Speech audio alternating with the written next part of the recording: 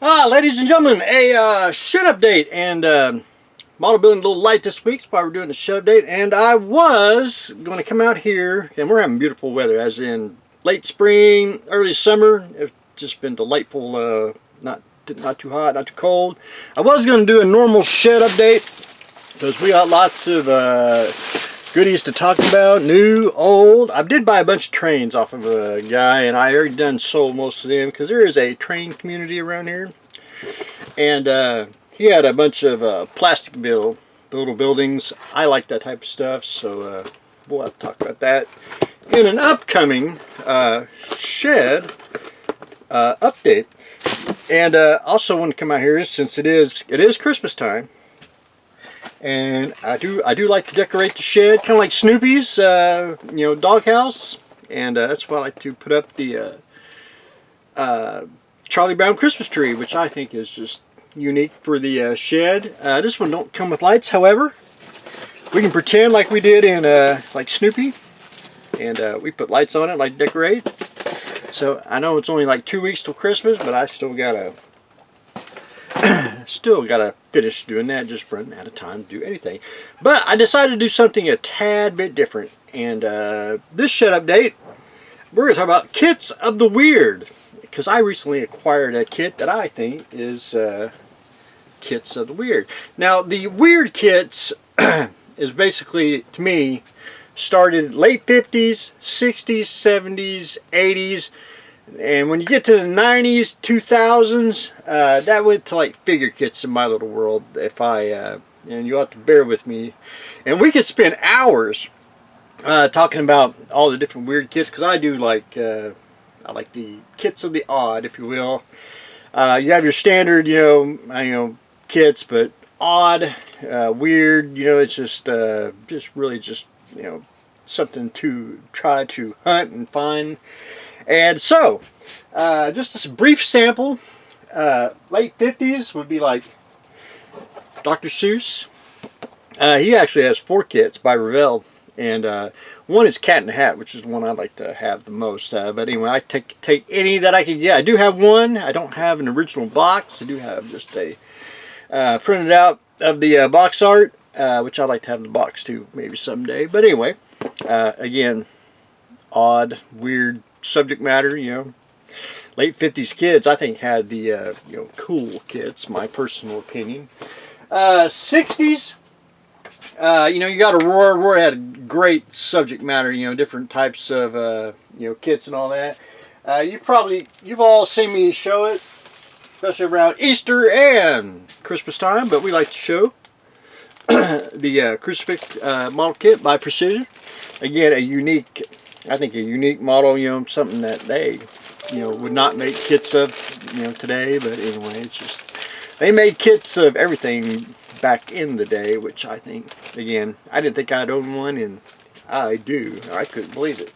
So that is, 60s, 70s, 70s kind of started into, just like the 80s, more movie, TV show oriented, kits of the weird. One would be like the old 8R super scenes where you can do like a little mini diorama, and this is Jaws, which basically is just a shark kit, when they just put his name on it, which I think they should have a little bigger, which Atlantis did a shark kit, which I thought that should have been Jaws, but that's just, did I say Atlantis? Pegasus had a shark kit, which I thought was just, that really should be Jaws. But anyway, that's just me. But anyway, the old 8R kits, again, there's one I do want, and that is from 8R, is Evil Knievel. I do not own the Evil Knievel kit, which his kits go up pretty darn high, which someday I will like to have it. And if you've ever seen the Super Scene kits, you can do different dioramas, all right? Now, of all the ones that I would really like to have in my hands would be the Spirit in the Bottle. I think that one is just absolutely very cool kit to have. It's just one of them. That's just, I think, subject matter off the chart. But anyway, Jaws kits. The weird, see if I can try to put that up. I'll do that a little bit later. 80s. 80s again, it's more, and I've showed this before. I probably showed everything in here before. You know, Kits of the Weird, you know, again, the Shogun Warriors, which I think are a very unique subject, you know, especially in the 80s, you know, of course, you know, the old monogram. Now, I like 80s even, you know, tried to incorporate figures, you know, reissues and all that. But anyway, weird kits, and for whatever reason, the Shogun kits are going up in price, you know. They have like a set of like 6 or 8, which I don't know if I'll ever get that, because they just keep going up. 90s. 90s and 2000s, I would recommend. To me, Polar Lights was king. They basically took like Aurora that in the 60s, and then they made it in the 90s and 2000s, which I thought the heyday of that was just the subject matter of the figure kits. You know, it's just. I was going to show the Titan 80 one because I think that's a unique subject, but anyway, their figure kits, you know, is just a different variety of what they had.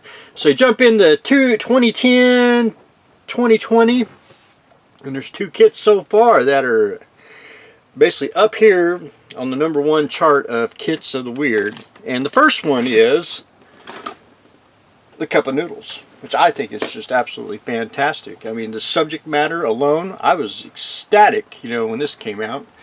Bandai could grab me by the cojones, if you will, if they did all the flavors.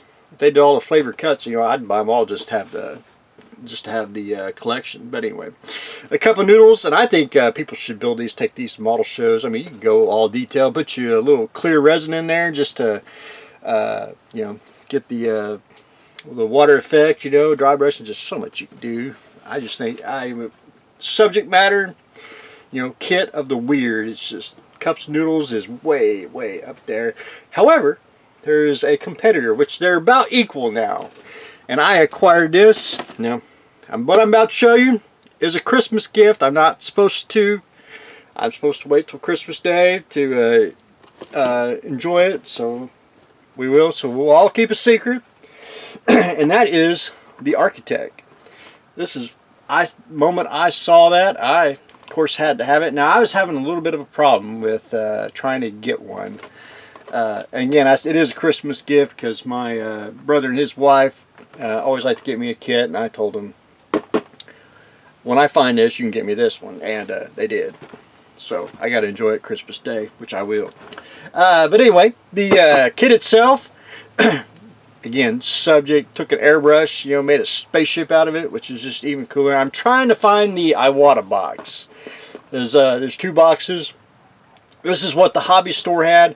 I could have got the Iwata one and this one if I ordered it. Now, if I ordered it online, basically one was like another 30 bucks, and I'll explain. If I had this shipped to me, I would have had to pay shipping, and I hate to even say it, liberal California tax, which is higher than here. I mean, basically, tax was like $5, $6, $7, and mine here would be like $3. You know, it's like double. So plus shipping, you know, so you're talking another $20. This is a $60 model, so you're getting in the $80, $85 range. And there's another place I could have got it, which would have been, you know, again, pushing $90, and like, So I waited, hobby store had it, and it was in my hand. But I think is absolutely one of the coolest kits known to man so far. Kits of the Weird, you know, and hopefully they do, like, since this is a gravity, maybe they'll do a siphon one. And I even thought about doing like a conversion kit, you know, do a siphon feed, but that's just me. But anyway, Kits of the Weird. These 2 right here are neck and neck, as in for #1. They are pretty much equal in my world of Kits of the Weird. But anyway, that's what I got going on today. A different shed update. We were talking about the Kits of the Weird. So that's what I got going on today. So stay tuned for the next exciting episode.